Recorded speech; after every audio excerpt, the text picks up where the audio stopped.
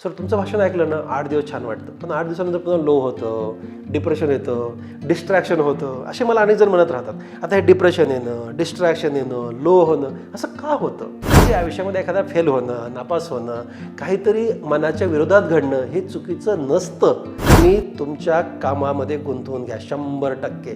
तुम्हाला आयुष्यात कधीच बोर होणार नाही. आदर नैराश्य तेव्हा जातं, परमनंट जातं, जेव्हा तुम्ही तुमचं स्वतःचं काम करता आणि इमोशनली बॉन्डेड राहता. समाजामध्ये नैराश्य दिसतंय, हो, हे प्रत्येक माणूस ही गोष्ट अनुभवतोय. त्याचं जे काही बेसिक कारण आहेत ना, त्यातलं एक पहिलं कारण सांगतो, अपेक्षा. आजकाल काय झालं आहे की जग खूप जवळ आलं आहे, कंपॅरिझन खूप फास्ट होतं. कधी काळी ना लोक खूप कमी गोष्टीमध्ये खुश असायचे. ओके, त्यांच्यासाठी त्यांच्या अपेक्षा मोठ्या नव्हत्या. नैराश्याचं मुख्य कारण आहे अवास्तव अपेक्षांचं बर्डन. लोकांना ना करायचं काहीच नाही आहे, पण मिळायला सर्व पाहिजे. म्हणजे भानगड इथं आहे. लोक कंपेअर काय करतात की खूप यशस्वी झालेले माणसं कंपेअर करतात, पण ते यशस्वी कसे झाले याच्याशी त्यांना काही देणं घेणं नसतं. कंपॅरिझन करताना एखादा यशस्वी झालेला माणूस त्यांना किती कष्ट केलेत असा जर त्याने अभ्यास केला तर नैराश्य येणार नाही. पण तुम्हाला पुन्हा सांगतो, हे असं का पसरलं, ह्याला नेमकं कोण रेस्पॉन्सिबल आहे, ह्याला एकच माणूस जबाबदार आहे का? नाही. कार्य संस्कृती नावाची गोष्ट आहे, ती जबाबदार आहे. आता मी असं का म्हणालो की कार्य संस्कृती जबाबदार आहे? त्याचं कारण आहे की लोकांना काम नको आहे, पण मिळायला सर्व पाहिजे असं मी स्टेटमेंट करून गेलो.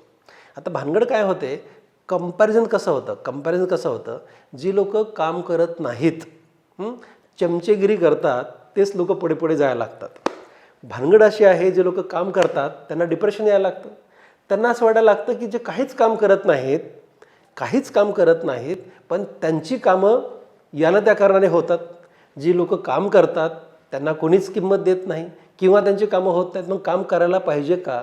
इमानदारीनं वागणाऱ्या माणसाची ही अडचण पडते. म्हणून माझं असं मत आहे, मी कार्यसंस्कृती एवढ्यासाठी बोललो. एकदा मी अमेरिकेत गेलो होतो. बघा, जर हे नैराश्य घालायचं असेल ना तर कार्यसंस्कृतीची अंमलबजावणी करावी असं माझं स्पष्ट मत आहे. म्हणजे काय? तुम्हाला पुन्हा एकदा सांगतो, जी लोक कष्ट करतात आणि ते कष्टाने मिळतं ना, ते लोक खुश असतात. जे लोकांना बिना कष्टाचे मिळतं ते कधीच खुश होऊ शकत नाहीत. पण आजकाल कंपॅरिझन कसं आहे की बिना कष्टाने मिळणाऱ्या गोष्टीचं कंपॅरिझन आहे. मग मला पण ते कसं मिळेल, आणि ते नाही मिळालं की यांना डिप्रेशन यायला लागतं. ओके, मग ते लोक ह्याला म्हणायचं अवास्तव. ही अपेक्षा चुकीची आहे, पण हीच अपेक्षा लोक करतात. लोक कसं विचार करतात, शॉर्ट पिरियडमध्ये कोण मोठा झाला, कुठल्या तरी मार्गाने कसा मोठा झाला, आणि मग त्या मार्गाच्या मागे लागायला लागतात. ते मार्गात सगळे सक्सेस होत नाहीत आणि मग यांना डिप्रेशन यायला लागतं, यांना नैराश्य यायला लागतं. आणि हे नैराश्य असंच राहू नये किंवा या नैराश्याचं कसं बाहेर पडायला पाहिजे, त्याला 2 मी गोष्टी सगळीकडे सांगत असतो. त्यातली पहिली गोष्ट सांगतो की सुखी कसं राहायचं. पहिली गोष्ट, ती माणसं सुखी आहेत जी माणसं कामामध्ये बिझी आहेत. ओके, ट्राय टू अंडरस्टँड मी काय म्हणतो ते. मी म्हणालो की मी एकदा अमेरिकेत गेलो होतो. लांबची गोष्ट आहे, 2007मधली. तिथे माझा एक मेहुणा राहतो, माझ्या बायकोचा भाऊ. तो वेस्ट पाम बीचमध्ये राहतो आणि मी डॅलस या शहरात गेलो होतो. टेक्सास या राज्यामध्ये माझी डॅलस शहरात कॉन्फरन्स होती आणि मला वेस्ट पाम बीच या गावात त्याच्याकडे जायचं होतं. फ्लोरिडामध्ये हे गाव आहे. तर तिथे त्याकडे जाणार होतो मी. आमची कॉन्फरन्स संपली, सॅटर्डे संडे मला वेळ होता आणि त्याच्यानंतर मी न्यूयॉर्क मेडिकल युनिव्हर्सिटीमध्ये काही दिवस काम करणार होतो. असा आमचा ठरलेला प्रोग्राम होता हा. आणि माझी पहिलीच व्हिजिट होती US ला. तिथे मी गेलो आणि त्या डॅलस एअरपोर्टवरती गेलो. मोठं एअरपोर्ट होतं आणि मला समजत नव्हतं की कुठे जायचं. म्हणून मी माझ्या मेहुण्याला फोन केला आणि त्याला विचारलं, गोपी अरे इथे आलो आहे पण मला कळत नाही. मग त्यांनी मला GPS सिस्टीमवर घेतलं आणि म्हणाला, भाऊजी या गेटला जा. तिथं गेलो, विमानात बसलो. मी वेस्ट पाम बीचला पोहोचलो. तिथं मला तो घ्यायला आला. त्याच्या गाडीत बसून मी निघाल्यानंतर त्याचं घर जवळ आलं. अगदी घर जवळ आल्यानंतर मला तो म्हणाला, भाऊजी ते आपलं घर आहे, मी घेतलं आहे. मला खूप छान वाटलं किंवा तो भारत देशातून आला, इथं एवढं मोठं घर घेतलं आहे, आलिशान बंगला त्याचा होता आणि मला दाखवत होतो. तिथं गेल्यानंतर त्याच्यापुढे तो मला बोलला की भाऊजी आज आहे ना मला 40 मिनटं पाहिजेत. मला कळतं इतका इररिलेव्हंट तो का बोलला. म्हणजे आमच्याविषयी काय चाललं आहे, मी चर्चा काय करतो आहे. मी ठीक आहे त्याच्याकडे लक्ष दिलं नाही. मी घरात गेलो. मस्त त्यांनी जेवायला त्याच्या बाय मिसेसने गेलो होतं. जेवण आम्ही मस्त केलं. जेवण संपत आला की पुन्हा भाऊजी मला 40 मिनटं पाहिजेत. अरे मला कळतं what you are talking about, काय 40 मिनटं जा, असं अगदी मी त्याला म्हणालो आणि तो गेला. आमची पुढची चर्चा आम्ही घरामध्ये त्याच्या लेकरांशी मिसेसशी बोलत बसलो आणि एक 50 मिनिटांनी तो परत आला. आता माझ्या मनात कुतूहल की गोपी गेला कुठे होता, तेही इतक्या वेळा मला सांगू सांग कुठे गेला होता. मी म्हटलं गोपी कुठे गेला होतास. काय झालं म्हणे भाऊजी, आज तुम्ही जेव्हा डॅलसमध्ये आले ना, तुमच्याशी बोलताना माझे 15 मिनटं गेले आणि तुम्हाला मी घ्यायला आलो ना त्यात माझे 25 मिनटं गेले. मला आज 8 तासाचं काम दिलं होतं, त्यातले माझे 40 मिनटं गेले. त्यामुळे मी ते 40 मिनटं काम आता जाऊन केलं, ते सबमिट केलं आणि आता परत आलो. मला इतकं कुतूहल वाटायला सुरू झालं. म्हणलं कोणी बघतं का रे, म्हणजे भारत देशामध्ये कोणी बघणारा असेल तरच माणसं काम करतात. नाही भाऊजी मला इथं बघण्याचा विषयच नाही, इथं कार्यसंस्कृती आहे असा तो बोलून गेला. It is a work culture असं म्हणाला आणि मला ते खूप बिंबलं. तो म्हणाला की एखादा झाडून काढणारा जरी माणूस असेल तर तो 4 तास ड्युटी असेल तर 4 तास इकडे तिकडे न बघता झाडून काढणार. म्हणजे प्रत्येक माणूस आपापली कामं करतो, त्याला म्हणायचं कार्यसंस्कृती. आता मी असं का सांगितलं माहिती आहे का, आणि त्यामुळे त्या देशामध्ये आपल्या भारत देशापेक्षा खूप कमी लोकसंख्या असून सुद्धा तो देश खूप उंच गेला, विकसित झाला. त्याचं कारण आहे की प्रत्येक माणूस कॉन्ट्रीब्यूट करतो, प्रत्येक माणूस आपल्यापर्यंत तो कॉन्ट्रीब्यूट करत राहतो. हेच कॉन्ट्रीब्युशन अशा पद्धतीनं जर भारत देशातल्या लोकांनी केलं ना तर भारत देश अमेरिकेच्या पुढे कधीच जाईल हे कळणारसुद्धा नाही आहे, कारण आपली एवढं मोठं पॉप्युलेशन आहे. पण इथं थोडंसं वेगळंच बघायला मिळालं मला. मी अमेरिकेतून परत आल्यानंतर आमच्याबरोबर एक टीम आली होती, नावाची टीम आली होती. आणि ही जी टीम आली तर ते एक 9 लोक त्याच्यामध्ये होते, सगळे अमेरिकन, त्यातले काही इंडियन पण होते. आणि आम्ही काम करत होतो. तुम्हाला सांगतो मी की सगळं शिस्तीनं काम करणार. सकाळी 7ला ऑपरेशन थिएटर सुरू करायचं म्हणजे ते 6:30ला येऊन बसणार. म्हणजे प्रत्येक माणूस आपला डिसिप्लिननं काम करतो. ही टीम अशी परत गेली. आमच्याकडे सगळ्या फ्री सर्जरी झाल्यानंतर इंटरप्लासची ही टीम होती. आणि माझ्याकडे एक माझा मित्र आला. मी ओपीडीमध्ये बसलो होतो, माझा मित्र आला. मी पूर्णपणे वर्क कल्चरमध्ये असा डुंबून गेलो होतो. आणि माझा मित्र आला आणि तो मला म्हणाला, विठ्ठल तुला माहिती आहे का मी कोण आहे. आहे म्हणलं म्हणजे तुला माहिती आहे का मी कोण आहे म्हणजे काय, माहीत आहे ना मला. नाही आपण कोण आहे, त्याच्या त्या भाषेमध्ये बोलायला लागला. मी म्हणलं सांग आपण कोण आहे, कोण आहेस तू. तो काय म्हणाला बघा, तो म्हणाला आपण एक असा माणूस आहे, मी अशी नोकरी करतो आहे आणि महिन्यातले 30 दिवसापैकी 29 दिवस मी ऑफिसमध्ये जात नाही तरी माझा पगार निघतो. आता ह्याला कुठलं वर्क कल्चर म्हणायचं. आता मला सांगा, ज्या माणसाला ड्युटी आहे, त्याला नोकरी आहे, त्यांनी महिनाभर काम करणं अपेक्षित आहे, तो म्हणतोय की 30 दिवसातले 29 दिवस मी ऑफिस जात नाही, एकदाच दिवस जातो तरी माझा पगार निघतो, एवढा मोठा मी माणूस आहे. ह्याच्यामध्ये काय मोठेपण आहे. मला फक्त वेगळा विषय सांगायचा तुम्हाला की या एखाद्या माणसाला काम आहे आणि तो काम सोडून 100% तो घरी बसला आहे किंवा काहीतरी कुठाने करत बसला आहे, तर तो कसा सुखी राहणार आहे. त्याच्यामध्ये कुठून सगळी एनर्जी येणार आहे, नाही येणार आहे. नैराश्य येतं अशा लोकांना. कारण जेव्हा लोक काम करत नसतात त्या लोकांमध्ये नैराश्य येतं आणि मग हे लोक बाकीचे बघतात. बघा, चांगले गुण ॲक्सेप्ट करणं हे थोडं अवघड असतं, लोक करत नाहीत. एखादा काम करणारा पण माणूस असतो ना, पण त्याला लोक फॉलो करत नाहीत. पण काम बुडवणारा माणूस आहे ना, त्याला पक्के फॉलो करतात. मग त्या ऑफिसमधले लोक त्याला फॉलो करणार. हे ऑफिसमध्ये येत नाही, मग मी काय यायचं, मीच काम करतोय आणि मलाच काम सांगतात, मग हा काम करत नाही तर याचा पगार निघतो. मग याच्यामुळं काय होतं की वर्क कल्चर निघून जातं आणि वर्क कल्चर निघून गेल्यामुळे प्रत्येक माणसाला काम नाही करावं वाटत जे त्याला सोपवलं ते. आणि काम नाही केल्यानंतर काय शिल्लक राहतं, नैराश्य शिल्लक राहतं. जेव्हा तुम्ही तुमच्या कामामध्ये असता. बघा, आता मी बोलताना तुम्हाला म्हणालो की मी आज पहाटे 4:45ला काम सुरू केलं. आत्ता आपल्याला संध्याकाळचे 8 वाजत आहेत. मी कंटिन्यू काम करतोय, पण I am happy. The reason being की मला असं वाटतं की मी डॉक्टर आहे, मी प्लास्टिक सर्जन आहे, लोक एवढे दुरून माझ्यासाठी येतात, तर माझी एक कमिटमेंट पाहिजे, रेस्पॉन्सिबिलिटी पाहिजे की मी काम केलं पाहिजे. हे जेव्हा आपली रेस्पॉन्सिबिलिटी असते ना, मानसिकता असते ना की काम करायचं आहे आणि आपण हे काम केलं पाहिजे, त्या माणसाला नैराश्य येतच नाही.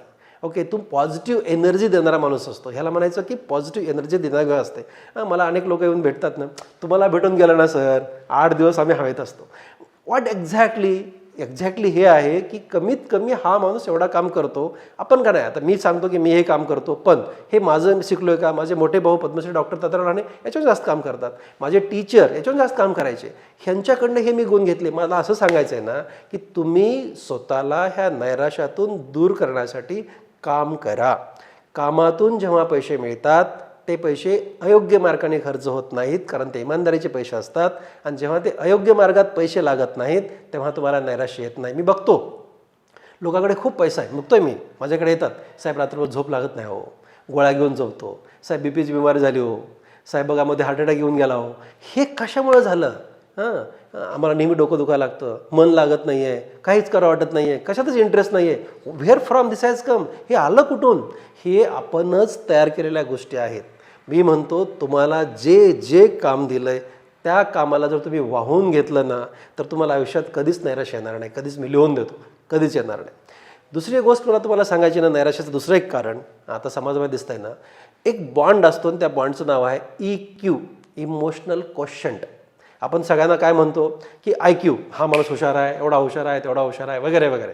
हुशारी कॅल्क्युलेट करतो आपण, त्याला IQ असं म्हणतात. पण मी असं म्हणतो ना, IQ पेक्षाही महत्त्वाची गोष्ट आहे EQ, that is emotional quotient. कसं बघा, आता हे इमोशनल क्वोशंट हा शब्दाचा अर्थ भावनिक बंध. एकमेकातला जो भावनिक बंध आहे ना, हा प्रॅक्टिकलच्या जगामध्ये तो कमी होतोय, कमी होतोय आणि कमी होतोय. लोक आहे ना, भावाभावाशी नातं, भावा बहिणीचं नातं, आईवडिलांचं लेकराशी नातं, बायकोशी नवऱ्याचं नातं, ह्या नात्यामधले जे भावनिक बंध आहेत ना, हे बंध थोडेसे वेगळे व्हायला लागलेत. प्रॅक्टिकल लोक वागायला लागलेत, पेस द्यायला लागलेत आणि त्याच्यामुळे लोकाला नैराश्य यायला लागले. तुम्हाला मी सांगतो, समजा आज या घडीला आपल्याला असं आपण बघा, घराच्या बाहेर पडलो, आपला कोणीतरी वाट बघणारा माणूस घरी आहे, त्याला मेसेज केला की मी आत्ता निघालो आहे, ओके, आपण ज्या ठिकाणी जाणार आहे तिथं आपण पोहोचलो, मी इथं पोहोचलो. हे कधी करू शकतो? जेव्हा आपली तिथं बॉन्डिंग असते. ती बॉन्डिंग आहे ना, माणसाला खूप काही शिकून जाते, खूप शिकून जाते. मी तुम्हाला सांगतो, मी आता ह्या बॉन्डिंगसाठी काही गोष्टी सांगत राहतो. सिंपल गोष्टी आहेत. एकदा जेव्हा तुम्ही तुमच्या आईवडिलांना भेटता, समजा तुम्ही नोकरीसाठी बाहेर आहात, शिक्षणासाठी बाहेर कुठे आहात, पण जेव्हा भेट होते नाही, त्यांच्या पाया पडत जा, त्यांना त्या घट्ट गळ्या पडत जा. मी एक नेहमी प्रसंग सांगत असतो की मी 14.5 तास दररोज काम करतो. मी दररोज 12 सर्जरी करतो ॲव्हरेज, आणि माझ्याकडे या घडीला 350 सर्जरी वेटिंगवर आहेत. असल्या वेळासारखं मी काम करतो. तरीसुद्धा संध्याकाळी जेव्हा घरी जातो असं वाटतं की माझ्या पायातला सॉक्स आणि बूट पण मी काढून एवढा थकलेला असतो, कारण शेवटी I am also human being. मी थकतो. पण तुम्हाला सांगतो, मी घरात गेल्यानंतर जर दरवाजा माझ्या आईने काढला, तिला असं मी घट्ट पकडत असतो. तिला मी एक 30-40 सेकंद पकडतो. एवढा थकलेला मी प्राणी, पण तिला ते 30-40 सेकंद पकडलो ना, माझ्या अंगात एवढी शक्ती येते की मला वाटतं मी पुढचे आणखी 12 तास काम करू शकतो. याला म्हणायचं EQ, इमोशनल क्वोशंट. ह्याला म्हणायचं भावनिक बंध. हे एक वेव्ह असतात, त्या वेव्ह एकमेकात गेल्यानं असं रिलॅक्स वाटायला लागतं, मन एकदम शांत व्हायला लागतं. ओके, याच्याही पलीकडे तुम्हाला सांगतो, किती लोकांना जमतं माहीत नाही, पण मला जमतं. कधी बोर झालं ना, आपल्या आईच्या मांडीवर झोपत जा. बघा तर एकदा प्रयत्न करून. मी झोपतो. मला खूप कमी वेळा टेन्शन येतं, खूप कमी वेळा बोर होतो, पण जेव्हा केव्हा झालो ना, एक 5-10 मिनिटच्या मांडीवर जाऊन झोपत असतो. 10 मिनिटांनी झोप लागून जाते आणि उठल्यास कळतच नाही कुठल्या कारणाने मांडीवर झोपलो होतो. दिस इज कॉल्ड लाईज अ भावनिक बंध. हे जे भावनिक बंध आहेत ना, हे बंध ज्या माणसाने जोपासले ना, त्या माणसाला नैराश्य येऊच शकत नाही. मी तुम्हाला बॉन्ड पेपर लिहून देतो. पण यू शुड बी अटॅच्ड. ती एक अशी आतून अंतःकरणातली अटॅचमेंट असली पाहिजे. आपल्या लेकराबरोबर आपली अटॅचमेंट असली पाहिजे. ओके, मी नेहमी सांगतो ना, छोटे विषय आहेत, फार मोठे विषय नाही आहेत, खूप मोठे विषय करायची गरज नाही आहे. छोटा विषय आहे, एकदम छोटा विषय आहे, पण तो करा. काय करा? एकत्र जेव्हा जमतं तेव्हा लेकराबरोबर, आईवडिलाबरोबर जेवण करा.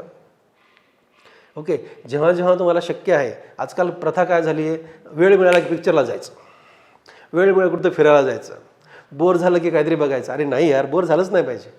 आमच्या घरात TV आहे, नाही असं नाही, पण आम्ही वेळी बघत नाहीत. मी आईवडिलांना गप्पा मारणे, त्यांच्याशी जोक करणे, त्यांच्या खोड्या काढणे, याच्या एवढी मजा जगात कुठेच नाही आहे. पण ह्याला म्हणायचं EQ, इमोशनल बॉन्डिंग.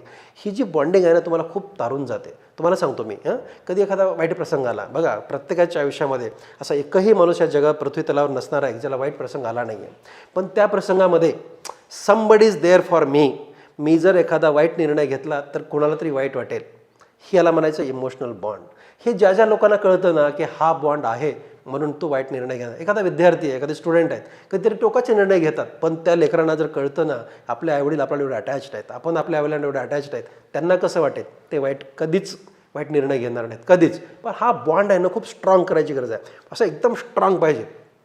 जेव्हा तुमच्यामध्ये हा इमोशनल बॉन्ड स्ट्रॉंग असतो, इमोशनल क्वोशंट तुमचा एकदम स्ट्रॉंग असतो, तुम्हाला नैराश्य येऊच शकत नाही. मला काही लेकरं, पण मला बऱ्याचशा वेळा मी मुलांसाठी खूप बोलतो, विद्यार्थ्यांसाठी मी खूप जास्त बोलतो, असे खूप सारे स्पीचेस मी त्यांना डिलिव्हर करत राहतो. आणि खूप लेकरांचे मला मेसेज येतात, त्याच्यामध्ये असतात, सर तुमचं भाषण ऐकलं ना, 8 दिवस छान वाटतं, पण 8 दिवसानंतर पुन्हा लो होतं, डिप्रेशन येतं, डिस्ट्रॅक्शन होतं, असे मला अनेक जण म्हणत राहतात. आता हे डिप्रेशन येणं, डिस्ट्रॅक्शन येणं, लो होणं, असं का होतं? त्याचं कारण आहे ना, की तुमचं जे ध्येय आहे, तुमचं जे ध्येय आहे, स्टुडंटच्या विषयी मी बोलतो, की तुम्ही ते परिपक्व नाही आहे. ओके, तुमचं असं चलबिचल आहे. मग चलबिचल असलेल्या माणसाला काय होतं, 8-10 दिवस चांगला अभ्यास होतो, पुन्हा होत नाही आहे. ओके, 8-10 दिवस तुम्हाला बरं वाटायला लागतं, पुन्हा होत नाही आहे. कधी चांगले मार्क पडतात, छान वाटतं, वाईट मार्क पडले लगेच डिप्रेशन यायला लागतं. तुम्हाला मी पुन्हा सांगतो, आयुष्यामध्ये वाईट प्रसंग आल्याशिवाय, वाईट काहीतरी घडल्याशिवाय चांगलं घडत नसतं. त्यामुळे समजा तुमच्या कोणाच्या आयुष्यामध्ये एखादा वाईट प्रसंग आला, तुम्हाला माहिती आहे का, मी बोलताना अनेक वेळा सांगत असतो की मला 14 गोल्ड मेडल आहेत, राईट, तरी पण मी नापास झालेला विद्यार्थी आहे. म्हणजे असं नसतं की मी उलट सांगतो की मी नापास झालो होतो म्हणूनच मोठा डॉक्टर होऊ शकलो. त्याच्याही पुढची तुम्हाला गोष्ट सांगतो की पद्मश्री डॉक्टर तात्याराव लहाने माझे मोठे बंधू हे डोळ्याचे डॉक्टर आहेत. देशातला सगळ्यात मोठा डोळ्याचा डॉक्टर आहे, हे सगळ्या जगाला माहिती आहे, बरोबर आहे. हां, डोळ्याचे डॉक्टर आहेत, पण ते डोळ्याच्याच विषयात MBBSच्या फायनलला नापास झाले होते. माहिती आहे, म्हणजे नापास होणं हा मोठा विषय. ते डोळ्याच्या विषयात नापास झाले, एवढा मोठा डॉक्टर झाला. म्हणजे आयुष्यामध्ये एखादा फेल होणं, नापास होणं, काहीतरी मनाच्या विरोधात घडणं हे चुकीचं नसतं. त्याला खूप वेगळं घ्यायचं असतं, संधी घ्यायची असते, त्याचा चान्स म्हणून घ्यायचा असतो, उलटं पेटायचं असतं. असं कसं होऊ शकत नाही आहे. आणि मग ते नैराश्य निघून जातं.